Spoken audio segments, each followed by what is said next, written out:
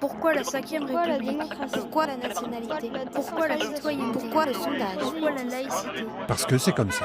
Pourquoi c'est comme ça? Mademoiselle, vous êtes charmante. Alors, on fait connaissance? C'est quoi ton numéro? Et ta petite jupe, là, c'est pour moi? T'es bonne, tu sais, tu m'excites. Mais réponds, sale chienne. Stop, ça suffit. Le quotidien des femmes ne doit pas Harcèlement ressembler. sexuel, propos homophobes, femmes battues ou ados insultés sur les réseaux sociaux. Des histoires sordides parce un mot seulement a disparu du dictionnaire, le respect.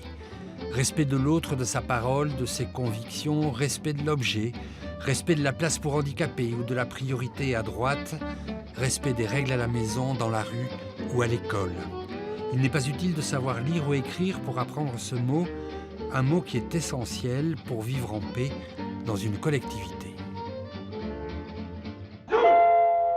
Le respect, c'est vraiment le premier ciment entre les gens d'une collectivité, que ce soit une famille, un collège ou une nation.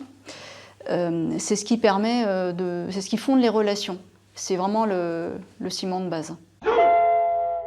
Le respect des personnes, il s'acquiert par l'éducation. Et il s'agit déjà d'être poli avec l'autre. La politesse, c'est vraiment le b.a.-ba du respect.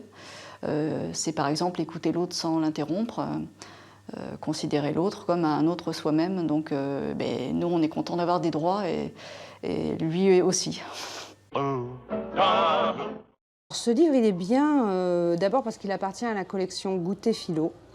Et que cette collection, elle aborde des grandes questions abstraites, un peu, pour les enfants. Donc, un exemple concret, est-ce que dire bonjour à un professeur parce qu'on craint d'être réprimandé, c'est du respect? Et à partir de ces situations concrètes, eh bien, on peut partir sur des débats, des questionnements, tout azimut. Et c'est pour ça que c'est vraiment super.